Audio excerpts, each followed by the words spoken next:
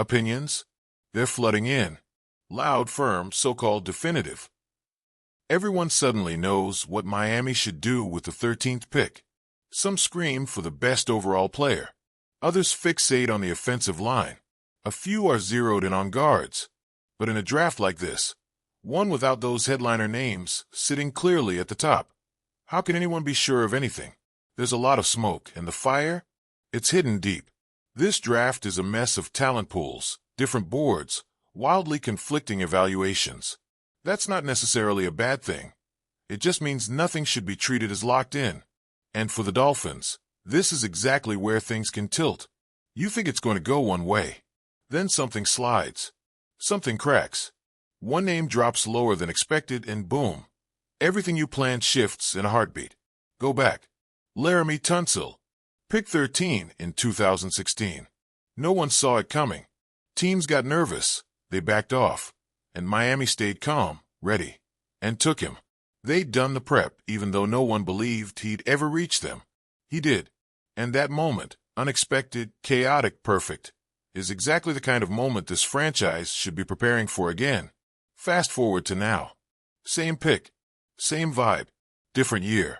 And again, names are swirling. Will Campbell out of LSU. Shedeur Sanders from Colorado. Those two, if they fall, could change everything. It's not some scoop. It's just the kind of due diligence every serious franchise is doing. You watch tape. You run simulations. You ask what if? Not once, but dozens of times. Because if either of those names is sitting there when Miami's on the clock, the hesitation can't exist. You lean in and go. Campbell's biggest knock? Arm length. That's it. That's what's giving teams pause. And if that's the reason he slides, let him fall all the way into our hands. Let them doubt. Let them hesitate.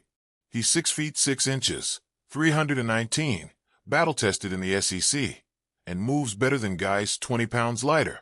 Maybe he's not your franchise tackle. Maybe he's your anchor at guard for a decade. You need that. You crave that kind of versatility, that kind of mean streak inside. Remember, Tunsil started at guard too, and look where he ended up. So imagine this. Campbell's name is still on the board. The war room in Miami starts to buzz.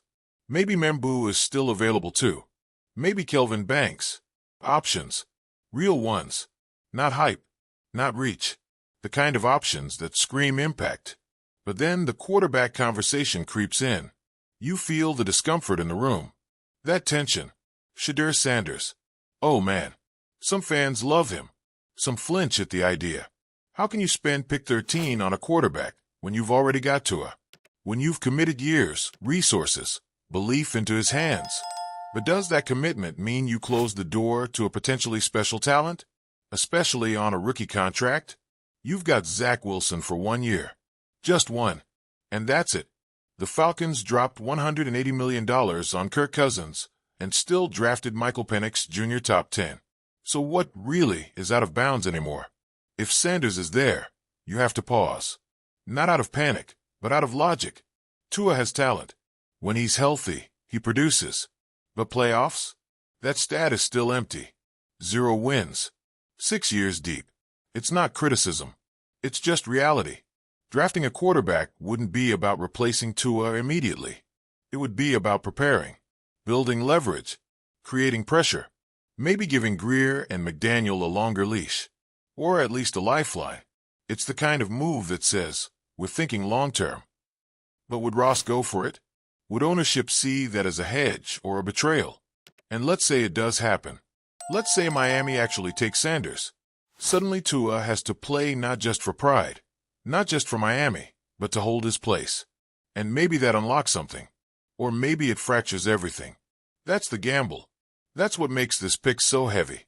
Of course, there's a huge chance none of this happens. Sanders probably won't be there. Quarterbacks go early. Always. But this isn't about what's likely. It's about readiness. Being ready if that surprise drop does happen. Being the team that doesn't blink. Having done the work. The research. The evaluations. So when that name sits there, you don't freeze. You strike.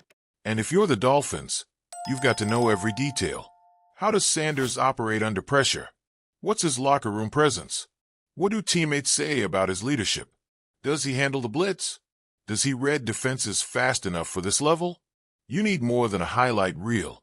You need the full read.